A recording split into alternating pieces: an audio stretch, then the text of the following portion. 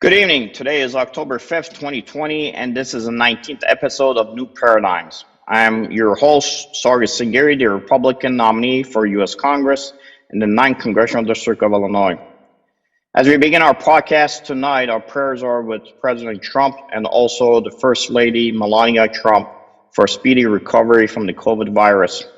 We also pray for all the American families whose loved ones and or friends are suffering today from the devastating virus.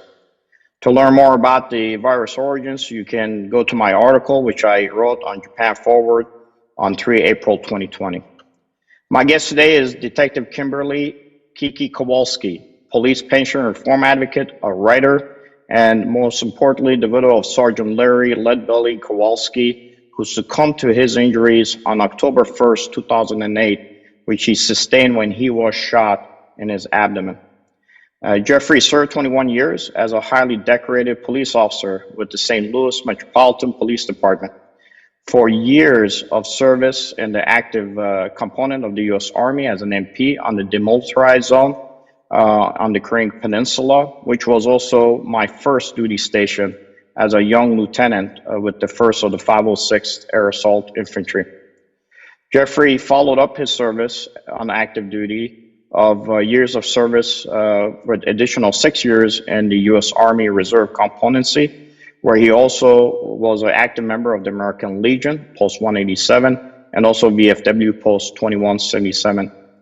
Kiki entered the police academy in January 8, 1990, after serving 2 years as a civilian with the St. Louis County.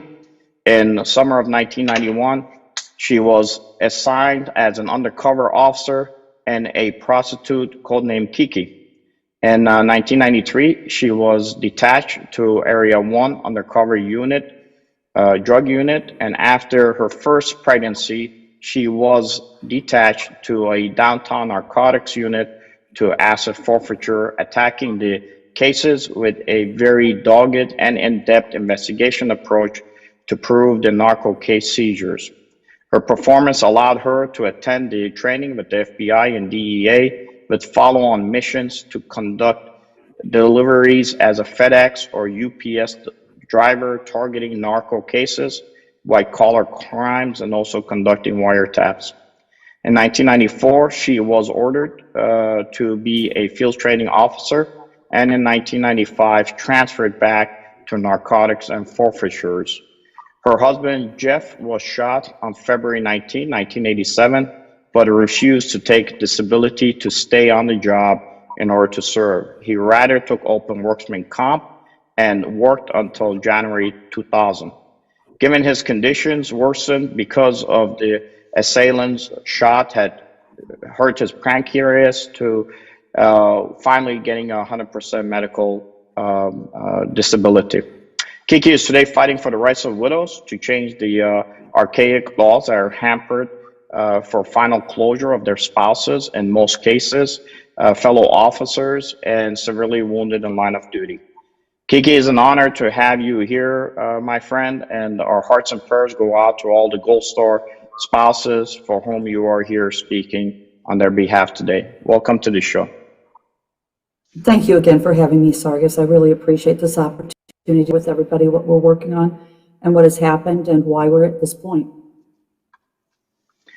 Kiki, before we begin talking about where we are today, tell me a little bit about Jeff. How did you guys met? What was the early life like for individuals who were serving in the police department? I had started as a civilian with St. Louis County while I was debating law school, and I moved into a 4-family flat where Jeffrey was the upstairs occupant, and he had moved in there as a result of a divorce. He had been shot in the line of duty, and that marriage collapsed after he was out of the hospital and had acquired some of his health back, but there were so many catastrophic injuries that were never going to be fully healed, and he wasn't going to be the same as far as his health goes. And then that marriage collapsed. So I met him in December of '87, and then we had our first date on April the 2nd. And Jeffrey is the one that encouraged me to go ahead and use my degree and go into law enforcement. And he said, you would want to go with the St. Louis City because with a larger metropolitan police department, it would further your career if you were anticipating something along the lines of FBI or CIA or one of those agencies. So I considered what he had to say about that, and then I proceeded to sit on a list for a year, even though I had tested number one on that list. It's a political element sometimes to get onto the police department. So Jeff and I met. Our first date was April 2nd, 88. And then from there, we didn't stop dating. And I finally did get on the department on January the 8th, 1990, a 4-year academy. And by that time, when I graduated on May the 2nd, 1990, Jeff was allowed to present me with my badge. And then he turned his hand over, and he also had a beautiful wedding ring on his pinky, engagement ring, and he proposed to me in front of everybody that night. So as much as I liked the badge and the gun, there was certainly something to that ring and that proposal that made me tear up. And you hate to do that, but I invited everybody there to the wedding. And so I went to the 3rd district, known as the Bloody Third, and at that time Jeffrey was assigned to the narcotics unit that was downtown. So we began that, where I'm in the Bloody Third and he's in narcotics undercover. And then we did not marry until September 21st, 1991. No, I have to tell you, Kiki, that's a beautiful story. Thank you for sharing it. I think it's very hard for some individuals who've never served in the police department or had family members that have served to realize how everything is interconnected. Not only are you putting your life on the line and serving the public and safety specifically, but at the same time, you're suffering injuries. And as you stated, your husband had initially been injured. He was actually shot. And although he was shot and he was suffering, he still decided to stay on his duty and continue serving the nation, in this case as a police officer. So I am very glad that you guys had an opportunity to meet, and God's blessings that you finally were able to be together. Kiki, what happened in this case, once he decided to stay on, how did that affect you guys, especially with the marriage, and what were the outcomes of the sustained injuries? Jeff had such a hard time that so many people didn't recognize that. He was so grateful to still be alive. The night that he was shot, he bled out 4 times that night completely, and the doctors had replaced that blood. There was a doctor here from New York who had worked on John Lennon, and so the hands that worked on John Lennon worked on Jeffrey Kowalski, and the vena cava had been hit, and then most of the abdominal organs were impacted by one dirty lead bullet. So there were pieces of small and large intestine that they tried to piece back together and did what was called a gastric bypass, a Bill Roth 2, and also the pancreas was shaved. And then that pancreas became so inflamed and infected that they had to damage it more by sticking 4 more Jackson Pratt hoses into it to drain out the infection. He was a test case for a gentamicin, which was an extremely strong antibiotic. They said it'll kill you or cure you. You're probably going to lose some hearing. And then the left leg, he threw a massive blood clot, so deep vein thrombosis then was another part of the element. So they had to stick in a Gren filter in the left groin. And that was to trap all the blood clots that were going to then, as the years passed, be down in that left leg and try to come up to kill him. He could never eat and not know whether or not he was going to have an episode.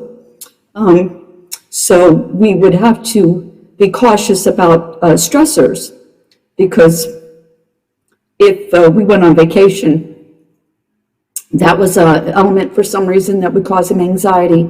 If he went to take a promotional test, that would cause a problem.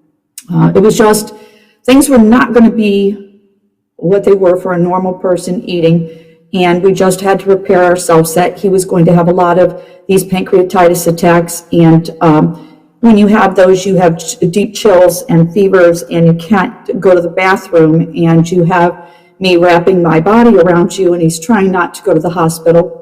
So it was a recurring theme, but most of the time I had been told to worry about that vena cava, to watch for whether or not he would have a massive heart attack. And I'd had that exposure as a child when I was 12 with my late mother. So I was completely aware of watching for something like that. The food issues, not being able to eat without being graphic, there are things that you have to do to help somebody that has gangrenous matter in them in a resected, it was like almost a 90-degree turn way they put that together. So the food would get lodged at the top, and then to try to get it down the pass to come on down, it could be a really deadly experience for him, and hospitalization could become a regular issue. So we had those concerns, but he was such a fighter, and he didn't like to complain because he felt like God had given extra time. With that Grenfelter, it began filling up with clots. And so one time I noticed that he had a pork tenderloin-sized tumor or bulging there in the groin at that filter. So that was an issue. And then the leg developed what's called gator leg, where he had sores that most people would think he had diabetic wounds, but it wasn't diabetic wounds. It was the fact that his veins didn't work right in the left leg. So they would go in and try to cut and snip the veins, and sometimes they'd try to go to the wrong leg, and I'd have to question these doctors, these work comp doctors or whatever. He had an exceptional personal care physician, and I'm so grateful that Dr. Cooper was in his life to keep a separate running record of some of the health things that had to be done for Jeffrey. And then also because he was a healer, he wasn't just somebody that was on a payroll somewhere. And I don't say that to be malicious. I say that because sometimes when you look at the records, you wonder how such an inept doctor could write the things that he wrote in Jeffrey's medical records. That took me quite some time to get even a portion of those records. They then go back and read how sometimes it appears somebody's protecting the green instead of worrying about all the blood red for the blue. No, look, Kiki, I want our listeners to understand what the police families go through. I mean, when Jeff was initially wounded, it caused stresses in the family where he went through a divorce. He fought to stay on duty. He could have taken disability and was able to ride off in the sunset, but he wanted to serve. So he took comp in order to be able to stay in. And during this process, he went through all these medical issues. And these medical issues are not easy issues. I know that, as you said, you don't want to go through the graphic portion of it, but there's times what Kim was describing that, as a spouse, you literally have to reach into body cavities to be able to dislodge stools that are stuck in your spouse. And I got to tell you, there's a lot of spouses today that are not willing to go through that. But not only are you have to do it, but you yourself are serving as a police officer. And you still have to go out there knowing full fact that you could be facing the same dangers that your husband faced on any given daily basis. And this is a life of this blue-blooded police family, and what they have to go through, still continue to be professionals and still deal with their criminal elements that are out there today. Kiki, what happened with the day of the shooting, and what happened as a result? Were there arrests in the process? Where are we today with what happened to Jeff? It was a cold winter day in St. Louis. We do have the seasons here. It was February 18th, just before midnight, and calls had come out regarding armed robberies, and Jeffrey was in a specialized unit that had been formed. It was called Mobile Reserve, and he and his partner had been together a couple weeks. Jeff had gotten done with the EA training, and they were out that night, and they spotted a car that looked like the vehicle that was in the laundromat robbery, where they had lined the people up on the floor at that laundromat. And when you think about post-traumatic stress, I think there are people out there today that probably cannot do their laundry without remembering if they smell detergent, it's going to trigger something. So Jeff and his partner saw this car. There was one guy that was in it, and the partner, Matt, stays with the guy at the car, and two guys start coming out of a courtyard, and they're walking, and then they spot the police car, and they spot the officers, and they turn back around to go up in the courtyard. It's in a dangerous area. It's called, back in the day, it was the Cabinet Courts. They're torn down now. So Jeff goes, I'm going to go up there, and I'm going to see what those guys are doing. And there's a long clip where he describes exactly what happened. He said he goes up there and he goes, hey guys, I just want to talk to you. And he starts unsnapping his at that time he had a 357, I believe. Yeah, he had the 357 with the Trijicons. So he's going to get that ready just in case. And the taller gentleman had a sawed-off shotgun. Jeff couldn't tell what was in the pillowcase, and he's watching the pillowcase start to come down, and then that's when he gets what's called tunnel vision in our line of work. So he's keenly zoned in on this threat over here, but the shorter one turns right around, and he shoves that pistol right into Jeff's abdomen, and he fires. And so Jeff starts going down into the icy snow, and he's returning fire, and the bullets are going straight through the guy. And he returns fire 3 times, 2 center mass and 1 over toward the right. And as he's collapsing into the icy snow, the guy is asking him, why did you shoot me? He said, because you shot me first. I'm so caught up in making sure we don't take innocent life that we do take that bullet first. So he's starting to lose consciousness in the snow, and Jeff knew that he had rounds left in his weapon, and he did not want to be shot with his own gun. So he decided, still thinking, apparently coherent enough to decide he's going to throw the gun off into the snow, and then he loses consciousness, and the guy is still firing while he's losing consciousness. So his partner tries to provide cover into the courtyard. And then at some point in time, more cars are responding. They do manage to get both the sawed-off shotgun gentleman, the one that's been shot, he has to be transported, all from 1 dirty lead bullet in Jeff and 3 into the offender. And so then they're taken into custody.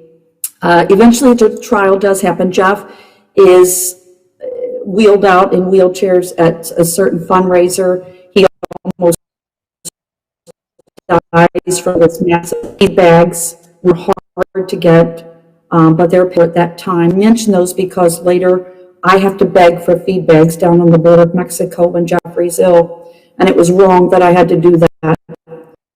So the trial goes forward. He himself gets sentenced to 50 years concurrently. I think it was about 400 years worth of charges. It was something. There was a juvenile. He doesn't. I don't know what all happened to him. The other gentleman, he's in, and he ends up serving almost all of his time without one chance at parole. But while Jeffrey's health kept failing, he had gotten this open medical from the Division of Workmen's Comp. Only 3 officers had that. 2 are paralyzed, and then there's Jeff. So that's how rare that is to say, this officer is so catastrophically injured that we are going to be responsible for him and his medical needs for the rest of his life, or that's what it was supposed to be like. So they sentence him, and then we have to go through his life of watching for multiple episodes of being hospitalized. We do get married. We have children. They don't know exactly what's going on because they're young. I'm swallowing panic attacks because Jeff is such a fighter, and I've already had a lot on trauma with my family members growing up. So I just always believed that he was going to pull through on this, that, or the other. But the gentleman that was, I hate using the word gentleman because he's not a gentleman, the offender that was sentenced to 50, he's in, and we have to move to Texas. And so we go down there, and Jeff is presenting with tons of tumors on his left legs. That's the reason why, not tumors, I'm sorry, diabetic looking wounds, but they're going to the bone. So I'm learning how to debride wounds also and pack those wounds. And with that, the endocrine system starts blowing up all on the left side of the body. so he's getting tumors on that left side. Another doctor happens to be there that had worked on John Lennon, and he couldn't believe his name was Dr. Moley. And so he had told Jeff that this was not cancer as he took it out, but then somehow Jeff gets the wrong report back that said he's got a week to live. So we had a little traumatic event then. So we decide, according to the Mayo, they're going to chop the leg off. They're going to amputate the left leg. There's nothing they can do. If they try to take the filter out, there's so much scar tissue, so much adhesion, not going to be good. Jeff's going to throw massive clots. That's going to be another way he could die. He doesn't have much left in his cavity, his abdominal cavity to work on, because it was what was left over, pieced together, and trying to make the best of this extra 20 years. They call it 20 years dying in the line of duty. So he says, yeah, we're going to move down to Texas. And that was a blessing, because in our life, we were able to compact retirement almost in a sunny climate, but we still have we have our children. And they know that their dad's leg is bad. They know that they've seen a hospital bed in our bedroom.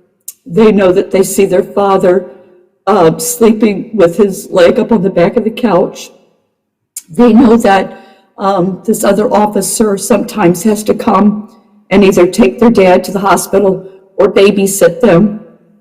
And so they know something's going on, but they don't know, I guess, just how bad it is or how bad it could get until we got to Texas. The leg does well.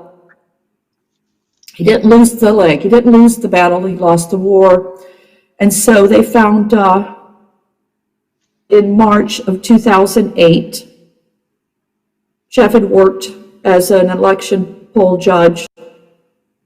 He'd even called out some man on the border of Mexico. He came to get a ballot fraudulently. He said his name was one thing, but then he had on a USPS ID, and Jeff was still astute enough to say, you asked for a ballot in somebody else's name, you have on this work ID. So he gets done with that, and then he starts presenting again with what I call a pancreatitis attack, but it's a little different this time, in that there's a lot of jaundice presenting. And that alarmed me. So I called his employer on that Friday. This is 2008, March, that first, week when the election's going on. Yeah. And I call and I get a new third-party administrator, adjuster, I guess you call her. And I could tell that she wasn't as kind or as interested in what was going on with Jeff as the one we'd had previously.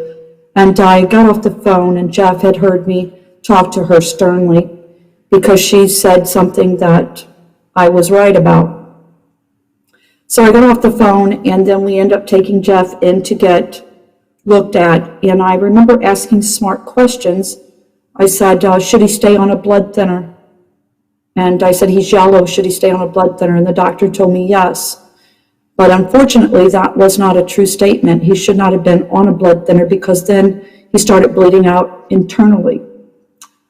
And one daughter was down at South Padre Island because we had friends visiting from Texas.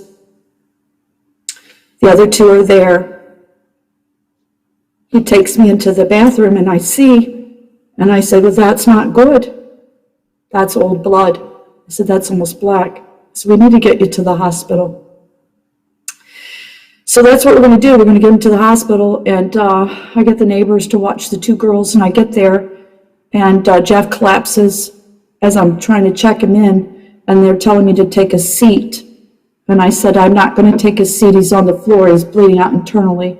So that's something smart to say. They actually respond to you a lot faster when somebody's bleeding out internally. So I got him back there, and I start slapping him, and I told him, don't you die. Get your eyes open. You wake up. You open your eyes. Your girls are expecting you home. So he kind of flutters his eyelids, and then they wheel him over to another area, and we had to do it quickly, and snake tubes down nose and down into his throat with ice. It was very, you said archaic earlier. It was very that way. We just had to do what we had to do to cauterize that internal bleeding. So that happened, and then we were waiting for those other test results to come back, and they said they didn't see anything on there, but they were wrong. And another doctor came in and he said, "You didn't tell me your husband had a Bill Raw too." And I said, "You didn't ask me, you asked Jeff." I said, "He always compartmentalizes things." I said, "His case history is rather extensive." I go, "Get to the point, doctor." I said, "You got him open in there. What are you doing?" He said, "I'd like to go back in." He said, "I need to check at the site of the reanastomosis of the gastric bypass, Bill Raw 2. That's a very specific procedure that people have had done to lose weight. So once you make an incision there, there's some concern that it's going to be a hot spot for cancer. And then Jeff is not allowed to eat for 10 or 11 days. And then we got the last 2 seats out of Texas on Easter Sunday up to St. Louis to the Siteman Cancer Center. Our friend Susan Obbs had given us tickets because we couldn't afford it. And luckily there were 2 seats on that. Jeff was told that he had cancer at the hot spot. His family up in St. Louis is notified, and we're going to try to get him on a plane without him collapsing from being so weak. He hasn't eaten, and then also whether or not people are going to be concerned with him being yellow. So we got him on the plane. We get up to St. Louis. It's Easter Sunday. So that's a traumatic holiday for me, is Easter Sunday. And so they start looking at him closer, and now they find a stage 4 cancer also in almost the entire pancreas. So it didn't matter if they treated him for gastric or pancreatic at that point. There was no surgery. They were hoping that perhaps, that he would respond enough. Jeff set a Christmas goal. We wanted to make it till Christmas. And we get a $50,000 donation to fly back and forth between Texas, South Padre, Harlingen, Texas. Actually, we couldn't afford the island. And back up to St. Louis Siteman. So one daughter's going with us, and 2 are staying down there, and people are coming in, and we're back and forth. I mean, the trauma of him dying for the next however many months, it just became overwhelming. I was sleeping maybe cat naps. Jeff is being hospitalized in and out. The girls are having to take a school bus and know I'm going to be gone part of the night, because if I'm not there when the doctor makes the rounds, I don't get to tell him the latest things I've witnessed. I've done a lot of medical care over the years, and I am insightful. I could tell that the glucogen levels were off in his feed bags. We need to probably touch on the feed bags because they're $2,000 a day. They're $2,000 a day. Do you think I got those easily from his police department? No, I did not. Did not get him through the Division of Workmen's Comp. Did not get him through the third-party administrator. A third-party administrator was brought in belatedly by the police department. I said, Jeff, they probably need to amend that in the court order, but I don't know for certain. But I said, all that means is that when they would deny you treatment, they have somebody else to look like the bad guy. So we probably need to look into that. So I couldn't get a firm yes, and I had to go through his retiree's health insurance, which means that at that time they were suing to not owe 10%. We're going to be in astronomical debt, and Jeff is worried. Did get the feed bags. We got us another holiday, July 3rd, 10 to midnight, almost the 4th. The feed bags get delivered, and I'm taught how to mix a feed bag and administer that through the port. I already knew how to drop the saline. I already knew how to change the needles. I already knew how to debride the wounds. I already knew how to clear him of the fecal matter. But some reason the feed bags got off kilter. I saw a woman change in the hospital the drip on his saline. And I believe that she didn't feel like working on him that night. So I got discharged the next day, and his kidneys were dragged up, and the doctor, the aunt said, what happened? I dropped the bag on him. I said, I dropped the feed bag. I said, this is what happened in the middle of the night. I said, the woman turned it down to a slower drip, and then at the time to change her shift, she came in and dropped a full bag. I said, I don't know. I said, but I'm a little busy. So we had to check him back in. Jeff had his birthday coming around. We've transferred the protocol accesses where we're having not good. A hurricane decides to hit at the end of July. So what do you do when a hurricane's coming? Well, you are a woman with 3 females, 2 daughters, and a niece that's in foster care with me. Jeff's tethered to a feeding machine for 12 hours a day. And so you get the boards out that Jeff had cut when we first moved there. I had the oldest one help me, Madison help me up on the front, and I think I better leave the back open in case we need some air or have to cook on the hibachi. And so that hurricane Dolly hit, and so now we're dealing with the barometric pressure, like a woman that's giving birth, except it's something worse. So as I'm trying to clear everything, he's lost consciousness, and there's blood and everything coming out.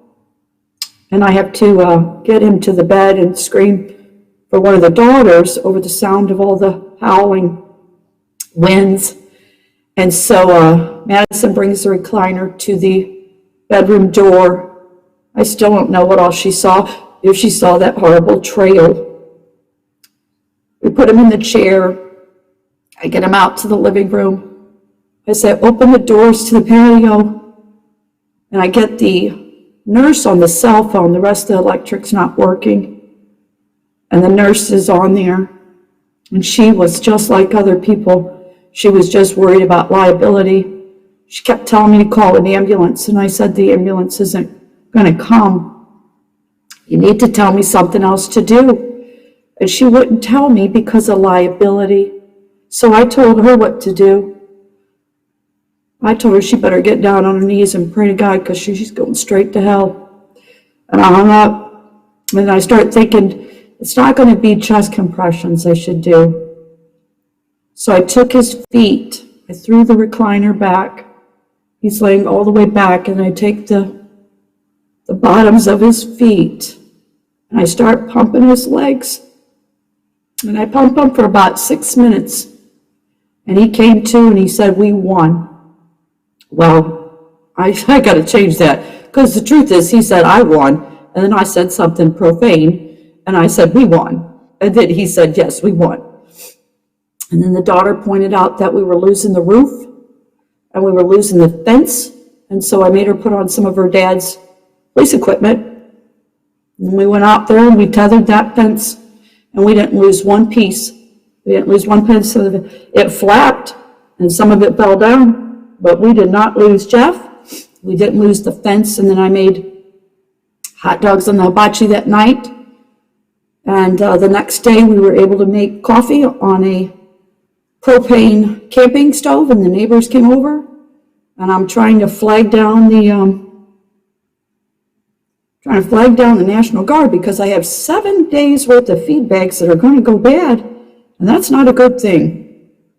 So Robert and Maritza Martinez, they were across the way, and they said we could keep the feed bags in there. And so that's how that happened. And Jeff got down out of that doggone recliner, and he crawled across that patio, and he tried to ground that generator, but it wouldn't work. So we got out of that. And now it's August, and our birthdays both fall in August.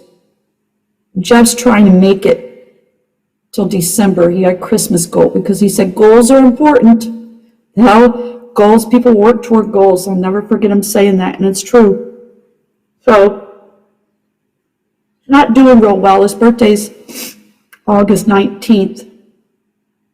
And he's laying on his side, facing to the left.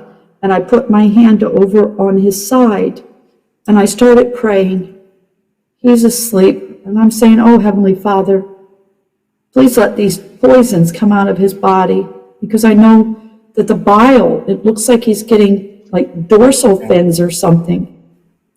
So he grew a grapefruit on his side, and there was a small incision there. We went to the doctor, and the doctor slices it back open, and the bile starts coming out. And so then pretty much for the last 6 weeks of his life on earth, he's in the hospital. We tried that one trip home when his kidneys got dried up.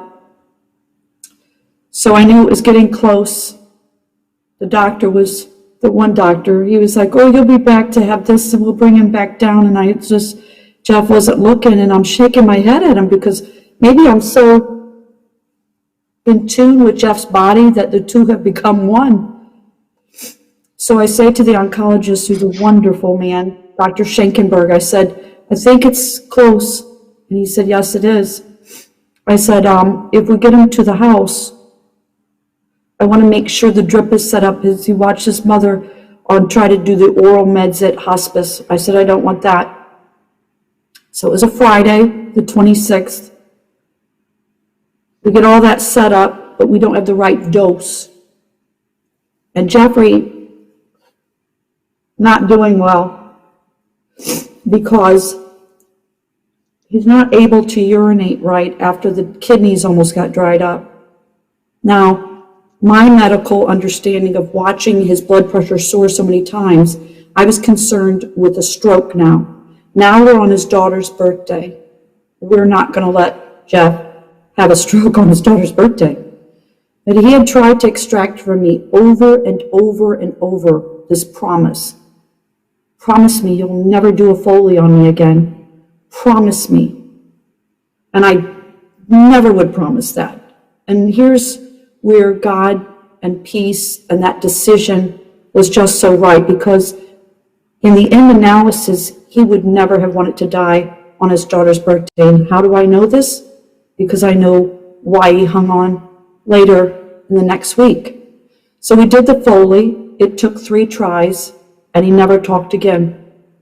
He was able to still be aware that day and play seen it. And of course, he's honest. So if he nods his head, then he knew the answer, and he wins. And then it starts the final end. And on Monday, I'm beseeching God to take him. And on Tuesday, it's September the 30th. And that is his brother John's birthday. And John has arrived. He'd had a visit from his one sister, Linda. I had 2 friends, Diane and Chrissy, come down. And people are just soldiers when they have to be, right? So it's his brother's birthday, and this organization calls and said, you don't have to worry. Now, Jeff had been worried, because he had finally said to me something that let me know that he was having doubts about how they were treating him about his medical care. What he said was, I would hope if you knew somebody had done something to me, you would do something about it. So I heard him, and I knew that that was his way of not maligning his beloved police department. So it's the phone rings, it's 105, it's an organization called the Backstoppers. They step up and take care of families across the country, the United States of America. Every police department should model any type of rescue and assistance for families like our Backstoppers. They called, they said, we have voted. We are going to adopt your family.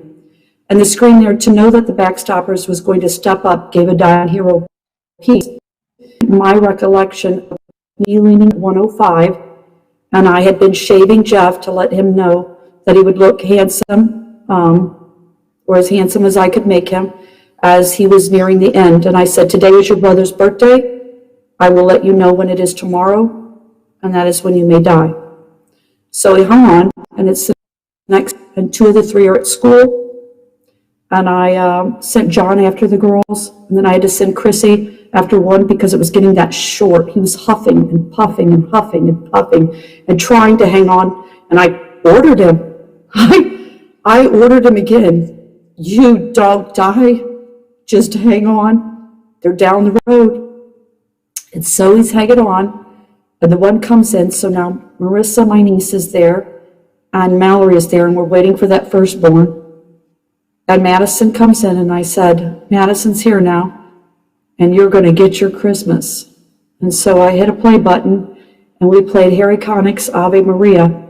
And so when I say that Jeff Kowalski gave his last breath, I mean literally gave his last breath, and he stayed alive until the end of that song. They can hear you all the way to the end. And then we had a lot to then do with the next chapter of getting the body back to St. Louis and to Jefferson Barracks National Cemetery.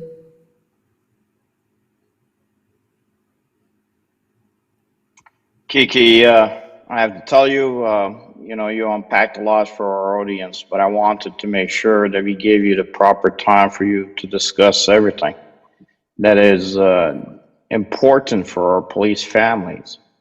It goes from the shot taken by a suspect who turns around after shooting your husband, beloved husband, and wonders, why is he shooting back at me? And in the process, your husband having enough understanding as a police officer that once he has used that force, deadly force, to stop the suspect, to ensure that he did not take another shot. The suspects did survive. They have gone through a prison process, and you and the family had to go through a lot. I've had friends of mine in the military who have suffered devastating injuries. And I wanted to make sure in a era where there's a lot of political discussions as to how the police are being looked at, to understand the realities of a police families and police spouses go through. The fight that is constantly against a system that is archaic, as I say, the reality that, as we had even said in the military, unfortunately, sometimes it's better that you die right away on the battlefield than actually survive through a process where the system just does not have any understanding of the families they're dealing with. And throughout this entire episode, what is the effect on the children, what they have to deal with, how their life is being affected because of one reason: a suspect decided to take a shot at a police officer, and where we are today. And I know it's difficult, I know it's hard, but I wanted to give an opportunity for you to unravel this, because at the end, for those viewers that are watching, Kiki is not just a strong friend, but the fact that she has been able to understand that there's a system out there, and that system eventually has to be addressed because it affects all the widows of these police officers. And it is our job within legislative systems to be able to ensure that as the families are dealing with these issues, that we provide the support and empower them to be able to alleviate some of these pressures, given the fact that as they're going through life and their spouses are declining because of these injuries, that at least we can support them as best as possible to give them the needs that they can have to support each other and live their life to the fullest, even if that lifetime might be short because of what has happened and an incident that took place where your husband was doing his job to serve the police department and protect and serve the people of St. Louis. So we have another Kiki, where do we go from here? Well, I have to go ahead and say that it's such a long drawn out. I appreciate you letting me get through, because when anybody's been through post-traumatic stress, if you're in the tunnel, I can't then go on with the next part of it. I get left there. And it's part of when you're dealing with somebody that saw all of this. If I don't get out of the tunnel, I'm going to have a not good night. So we also have to recognize that Kiki's family has been subjected to the fact that Jeff has been diagnosed, and then we hear at a major fundraiser that his shooter has been paroled. While we were in Texas, we were not notified. So the shooter that was supposed to do straight up 50 concurrent has now been had a renegotiation of his contract. He's going to be out after 20.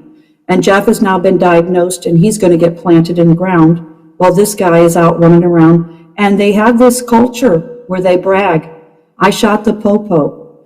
If you're in or out and you say those words, then you get a certain amount of street creds. So we hear that is going on, that he's out, but we're busy. We're a little busy with dying and taking care of an entire family and trying to get the medical approvals that we need for the different procedures, back and forth air, all of that. He gets arrested again. And so he's got a weapon and narcotics. And this time, when you deal with a psychopath, which has been reinstituted to the level, the DSM-5, now they have a psychopath. They've done away with it for a while. But a psychopath really doesn't, it's born without a conscience or what have you. And he did not, they won't admit guilt. They don't have remorse. There's something just really off. I'd love to see the brain scan on this individual. But the point being is that he's out. He does get arrested. He's going to trial. Jeffrey's getting buried. And do you know, the day after my husband was buried, he was acquitted on federal charges. So I think I better go back to Texas and handle some issues there instead of this one here. I can't imagine what would happen if we had crossed paths. So I get back to Texas. I notified the parole board. I let them know. I don't know what happened with the notification. Maybe you sent it to the police department and they didn't forward it. We're in Texas. Our family did not know. I know clearly my husband's intent was to forgive him. Pope John Paul had been in St. Louis. Jeff came to me. We had a long conversation. I said, yes, you are to forgive him, but you cannot forgive him societally. He did not shoot you personally. He shot the badge. He shot what you represent for the rest of us in the state of Missouri and across this nation. It's called our laws. So you can't guarantee the safety of everybody else, and you can't forgive for everybody. And I heard the words that every wife longs to hear. You're right. You're right. So it was not Jeff's intent. I praise God that I had that conversation so that I could then present that in a forthright manner in both print and in person at these parole hearings. We're going to have some because he gets back in. They let him out a second time without notifying me.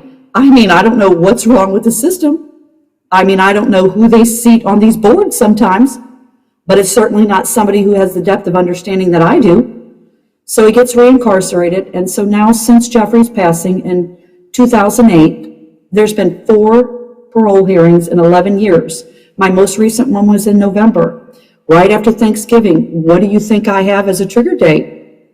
My Thanksgivings, because that's when I normally get to hear and go to this place and see this person. I keep us a distance separation of us, so he never gets to actually see me, but I do hear him. And I had even this past year taken an 85-page, I think it was 87-page sentencing code by a judge prior. It's called it's the federal paper on the recidivism rate of violent offenders. So I don't care that the man is now 51, and I don't care that he went back in for 11 years. You've given him parole twice. He's a violent offender. There's a lot of people locked up. Why don't you give somebody else a chance? Somebody who's not a violent offender, because that's what our nation has to come down to and understand. Maybe you want to start really looking at letting out somebody who has a nonviolent offense and figure out some way to make payment back versus letting out a violent offender who's going to get back out, race a car to try to escape, doesn't care who he crashes into, and then I get to go to more parole hearings to try to express how this man is a DSM-5. I contact Dr. Park Dietz one time. He's the man who testified in the Jeffrey Dahmer, but I can't afford him at $600 an hour. So my point being is they put these people on the parole board. Now that he's had 2 chances at it, they have to take it back and present it to the whole board. And somehow in November, this man sat there and said, well, I didn't really do that. I just took the fall for it. So the parole board has me testifying. They have an officer testifying to the trauma to my daughters and my family. They have people who have testified that this guy, what he did the other 2 times. They've got the 85-page, they've got the 50-page police report with all these laundromat victims, post-traumatic, all these officers who worked on Jeff, slapping him on the way to the hospital. And instead we get I asked for a 5-year break. I didn't know you could ask. I asked for it the last time, I got it. This time I had even more to supply. I had the offender. I gave the clip where Jeff describes the sawed off coming out, but it's the short guy. I get the appointee asking, were you the short one? Yes, I'm the short one. Did you have a pistol? Yes, I did. And instead of giving me a 5-year break, they mediated. They renegotiated. And they said, well, we'll give her a 3-year break and we'll give him a 2-year break. So instead of me going back in 5 years, I now have to go back in 3 years. So I'm trying to get an appointment with the governor about that. Well, look, the problem you're running into, Kiki, is that you got a lot of individuals who are getting elected now to these positions that have this thing indoctrinated in them that the police officers are bad, is the police and the laws that they're executing that are behind everything that's happening institutionally to these people who take a gun out and shoot the police officer. So unfortunately, that's another reality that you got to deal with, your family has to deal with, you had to deal with. It is what it is. They've decided to push this narrative and they will continue to do so. And unfortunately, it's not just you, it is now the future police officers. It's a shame that we're in a position that if an officer gets shot, it's better for the family if he is dead or she dies on the scene than have to actually survive and try to allow the system to have enough compassion for them. But I will tell you, Kiki, with all that said, look, I know that you and Anne have taken steps to try to at least heal this country, move forward with these peace marches. I know that we are trying our best to ensure that people understand that you have to have law and order, domestic tranquility on our streets, to ensure that these individuals are not given a freebie to allow to go out there and put the police officers in a targeting matrix. In Chicago, we've received intelligence that they want to not only capture police officers, but they want to burn them or even hang them individually, which makes no sense to me. And unfortunately, a lot of our politicians still do not stand up to back the blue. They do not stand up to praise what the police department does, whether it be in Kenosha, as you see in the picture when we run up there together, to include what has happened in St. Louis, happened to your husband, and is happening now, has happened to Anne's husband just this year. And I have to tell you, what bothers me the most is not just that what we have to go through, because individuals like you and I have been long enough in the tooth with life experiences and what we've seen, whether it be in the police department or on the battlefields that I served on, that we can process and go through it and still troop on and understand that there's a bigger cause that we have to serve. But I know it's difficult because we're nearing another date that is special to your family, your daughter's wedding.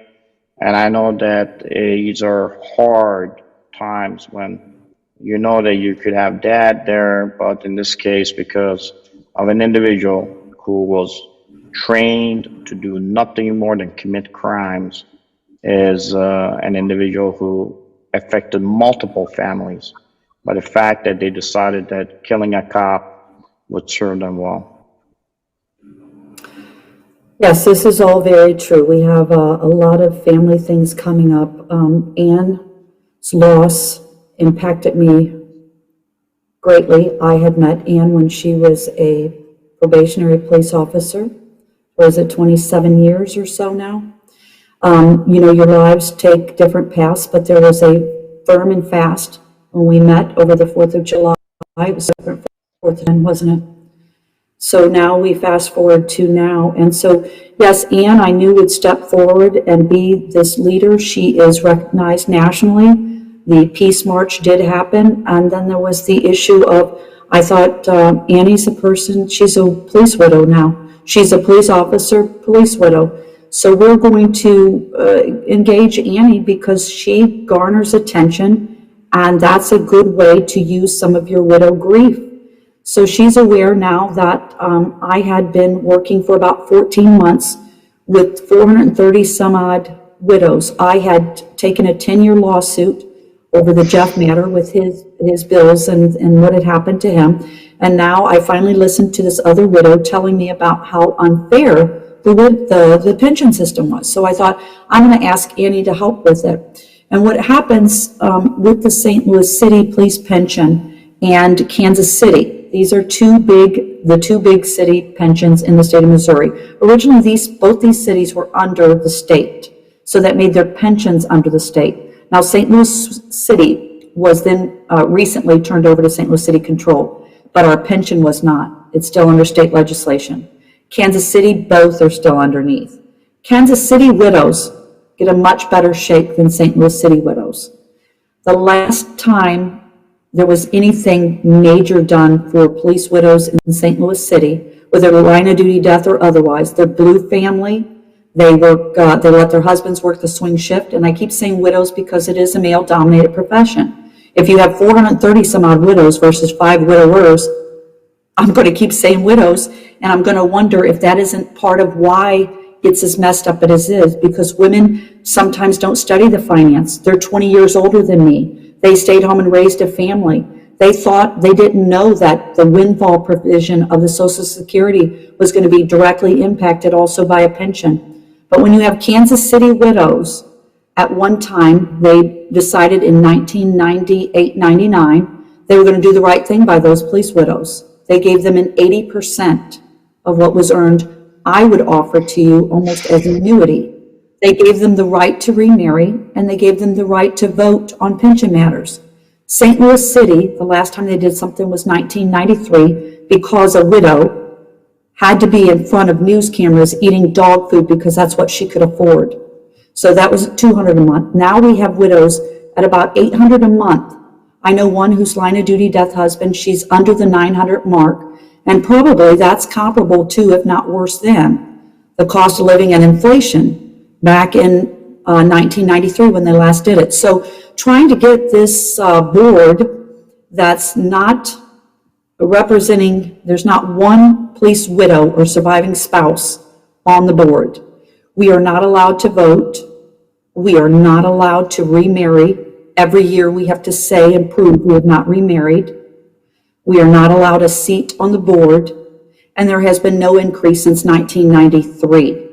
Now, I can tell you that if I had divorced Jeff and the judge had found a different thing in the civil court, you could be awarded more.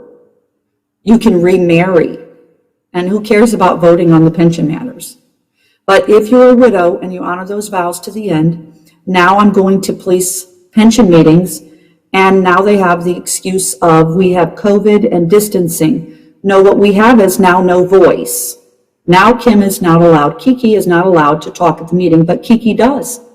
Kiki goes ahead and tells them exactly what she sees they're doing. They introduced a bunch of legislation, and in the legislative committee, they decided to vote it down about the right to vote. And Kiki finds out that, guess what? It's nowhere, anywhere has an actuary ever said it's going to cost us one dime to give these women the honor of being allowed to remarry.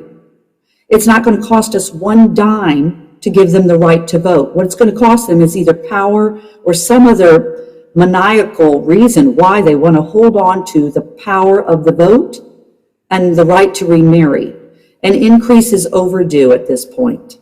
I don't know how to make it happen. I know if we go through the legislative branch, we're going to have a problem.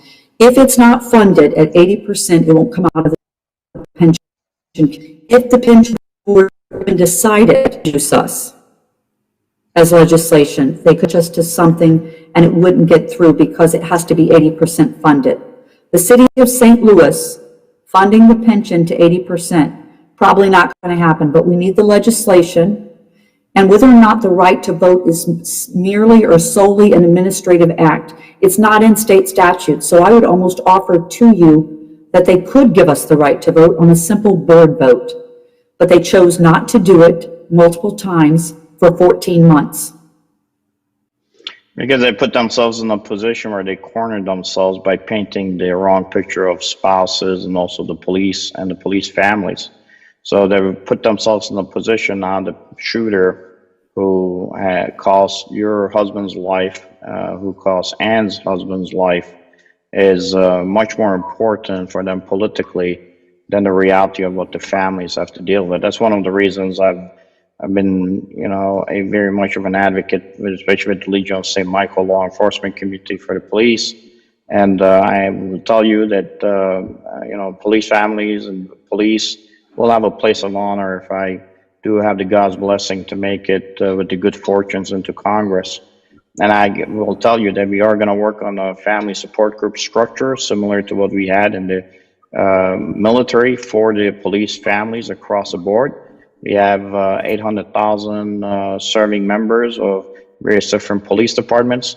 And I think until we finally are able to get them to have a political action committee, a super PAC, where they could start absolutely forcing these individuals that are coming into power and downgrading what the police does, talking about defunding them, talking bad about them, not standing with them, until we start putting these people out of office, we are going to be where we are today. Kiki, I know that we went longer, but I wanted to let you unpack it. A good friend of mine, you can take as much time as you want. And I hope that we finally get to a resolution where you have blessings in your life. I know you had initially written a couple of weeks ago the call to Nineveh, and I know that you're very tied to your spiritual side. I wanted you, in a short period, if you could unpack that for me. And I know I'm going to be limiting you on this one, but I would love to hear how you came up with that call. I had started writing a book, conducting interviews with a gentleman who had been paralyzed, and he had been in a coma for 18 days. And in that coma, he told me he spent 18 days with God in the mist, and that he was able to see his life both on the left and the right being the bad things that he had done, and then on the right, there was a longer list of really good things. And after he came out of the coma, he had some recover, but he was never able to be drafted by the Houston Oilers again. I mean, he was originally from Chicago, and then he ends up in Springfield, Missouri for the Bears. He was a defensive end. He had all kinds of records. He's Polish. I love that. Pope John Paul had blessed him when he was 7. So I hugged him is what I did, because I recognized this man was paralyzed twice. He also had a bicycle incident where the left off street. He gets paralyzed again. So I go to hug him because it is such a human thing to want the touch of another, but this man has been alone. He's about my age, and I hug him. So now I have this thing where he has told me that he sees angels all around me. And sometimes I believe, through my faith, my conversion to Catholicism, my Saint Edith Stein, my life, where different spiritual things have happened, and I have followed to the T, the letter of the law, what I hear is being guided to me. So I meet you, and Annie and I are going to come up there. And this man, Ted, has told me I'm surrounded by angels. Well, of course I am. I have 3 dead siblings, a dead husband, mother, father. I'm an orphan. You name this. It's just, I had to go out on 3 dates and Cardinal Dolan's cousin dies. I mean, I can't. I just steer clear. Make sure you're paid up on your life insurance if you want to dance with me. So we're going to get in this car with you. You have come down. I'm exhausted. I've lost 15 pounds for this first peace march in the Wonder Woman bustier. And I get in the car, and I was so insistent that we go to Kenosha. I knew that I had to go there. There was a bonding of our police spirit, something maybe I could provide comfort. Annie's going to provide comfort, more loving, perhaps me. You get in your vehicle, and I say to you, Kenosha, Kenosha, Kenosha. Tell me we're going to Kenosha. And you said, yes, we're going to Kenosha. I said, oh, good. I go, because I got news for you. I said, I just keep hearing, I don't know if it's a voice or what it is. I keep hearing Nineveh, Nineveh, Nineveh, Nineveh, Nineveh. I said, it's driving me insane. And you turned around and you said, I am from Assyria. I am a Ninevite, and my daughter's name is Nineveh. We will go to Kenosha. So we go to Kenosha, don't we? And yes, we do. Yes, we did. And we went to that cheese place too. I got some cheese. But we go in there and all these little hands, the children are writing kind things, the support from the community. It's everywhere on the walls. And I go taking the pictures, and then I hear the woman woman officer holding the chief's head that night. And I'm watching Ann hug her, and there's such an awareness of my own loss, in addition to the near loss and the profound loss by Annie, because I watched multiple times the video of Dave on that sidewalk because I wanted to figure out who had stolen from him, right? So I'm watching them, and then I say, well, we have the Peace March 829, 929 is coming up, a candlelight vigil where we lost Officer Bo. And I said, oh my, I said, look, you have 1129 by you. And then I think it was Ann maybe that somebody pointed out that the picture directly across from the 1129 says Nineveh. It said Nineveh, and I was standing with my back to it. I was looking at the numbers that you mentioned, which were the office numbers of the young officer who came out, who on the day when Kenosha was really going through a lot, was actually trying to help her chief because he had taken a hard hit against his head. So look, I will tell you, God is on our side. He's always watching out for us. He always let us see the connections. If we're not willing to hear it, we'll miss it. But I am glad that I've had an opportunity to have you and Ann in my life as dear friends. And I will tell you, I will do my best. But again, God's blessing, if I do make it into Congress this year on November 3rd, to make sure that you have a seat of honor in Congress. And we are going to start healing our nation and trying to bring that domestic tranquility back again. Kiki, Okay, I know we're limited on time, so go ahead. Wait a minute. Okay, number one, we take out, doctors say the word if, we don't like the word if, it's when you get into office, lifting you up. When we get And into now, office, okay. all right, now if we could go full screen, because I love surprises. I love giving surprises. I love receiving surprises as long as they're good ones. And I have a really good one for you. So if you could close your eyes, everybody close or something. I have somebody here for you. Okay. Hold on just one second. Okay.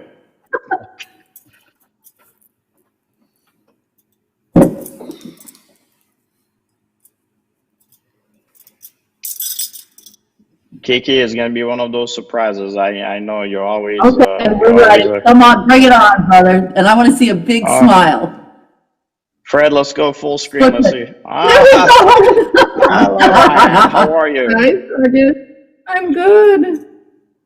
God's blessing. It's good to have you, Ann. I think I'm blessed. I'm blessed to have such wonderful women in my life too.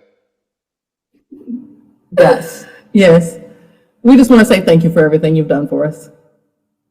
You're a blessing to us. Can't wait to see the election night return party.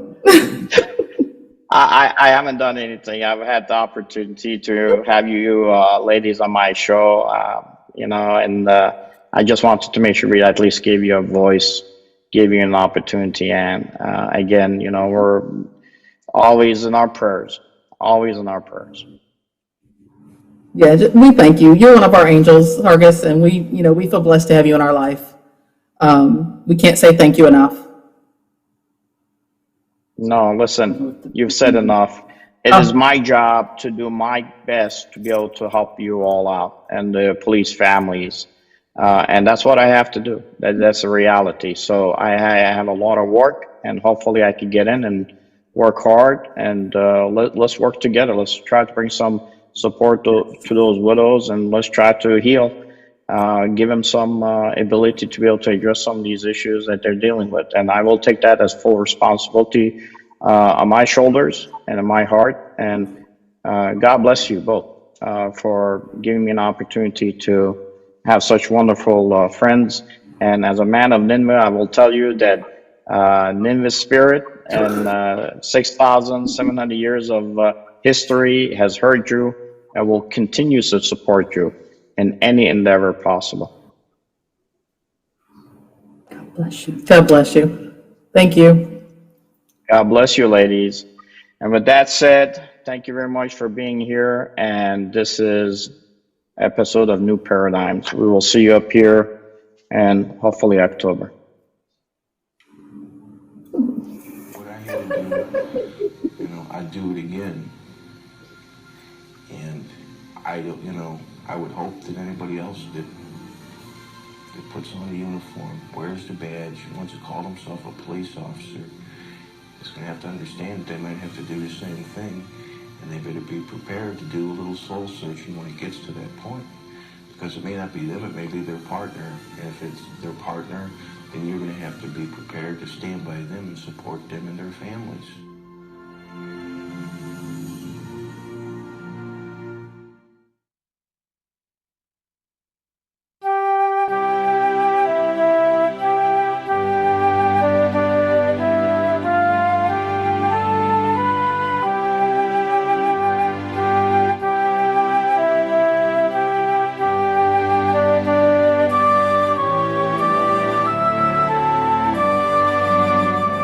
The founders of this nation did not create a land of opportunity by growing government. They did it by reducing its powers, particularly when the government of the King of England did not provide them with representation. The U in the United States originally was not capitalized, but the S in states was, meaning that the states were like semi-sovereign nations. Governance was more local and solutions were often more interpersonal rather than political.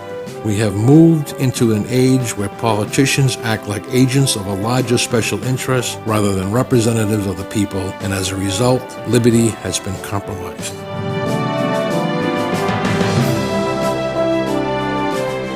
With your help, Lieutenant Colonel Sangari can fight this corruption and end this Middle Eastern non-democratic mentality of keeping an official in his or her seat for life, or replacing them by their own hand, pick subservient, and finally start focusing on collective American effort on actually representing the needs of all the constituents in the 9th Congressional District, including Democratic and Independent Americans, for our benefit, and not to advance the position of a single political party or person in our America again, advocating for honoring and empowering the American dream for all.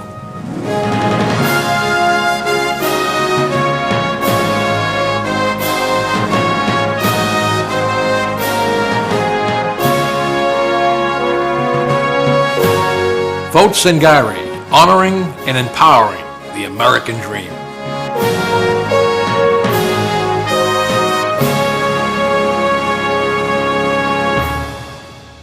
I am Sargis Sangari and I approve this message.